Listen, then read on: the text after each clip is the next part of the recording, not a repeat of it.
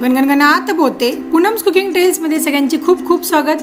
आज आपण एक एकदम चटपटीत पनीर पोटॅटो प्रॉपरची रेसिपी बघणार आहोत. एकदम शॉर्ट इन्ग्रेडियंट्समध्ये, घरच्या इन्ग्रेडियंट्समध्ये झटापट बनणारी रेसिपी.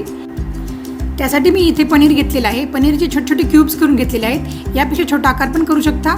हे होममेड पनीर आहे. याची लिंक तुम्हाला डिस्क्रिप्शनमध्ये मिळेल. त्याचबरोबर मी 2 बटाटे घेतलेले आहेत. त्याला 2 शिट्ट्या लावून घेतलेल्या आहेत. जास्त ओव्हर कुक नाही करायचा बटाटा आपल्याला.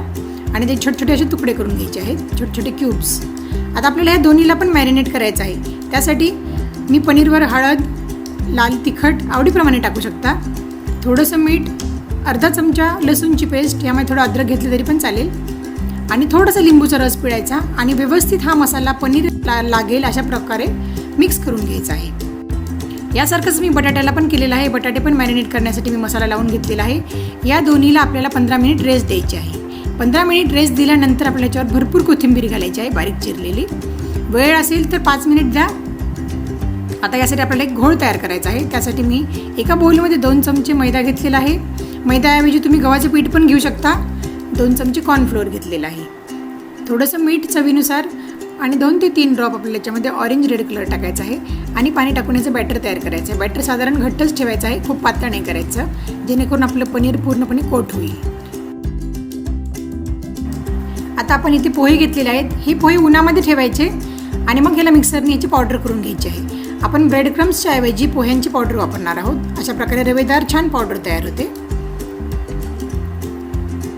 आता आपण एक चटपटीत मसाला तयार करू. त्यासाठी 1 चमचा ऑनियन पावडर घेतलेली आहे, 1 चमचा गार्लिक पावडर, 1 चमचा चाट मसाला, 1 चमचा लाल तिखट, थोडंसं मीठ. चाट मसाला असल्यामुळे आपल्याला मीठ इथे कमी घ्यायचं आहे.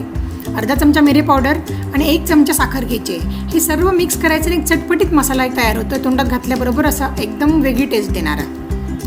आता आपलं पनीर पोटॅटोचं मॅरिनेशन तयार आहे, डीप तयार आहे, मसाला तयार आहे आणि आपलं पोह्यांचं पीठ पण तयार आहे. आता आपण पुढची प्रोसेस करूया.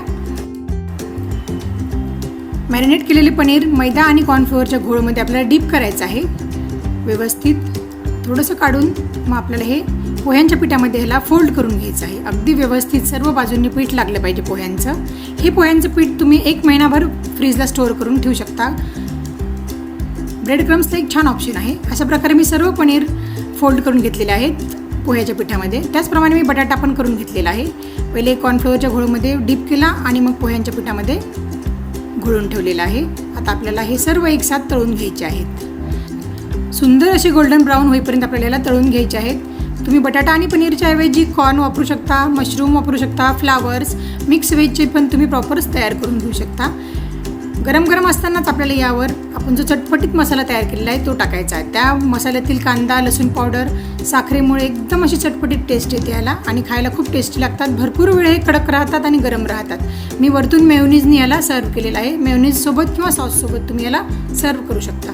तुम्हाला जर ही माझी रेसिपी आवडली असेल तर नक्की लाईक करा, शेअर करा आणि माझ्या चॅनलला सबस्क्राईब करायला विसरू नका.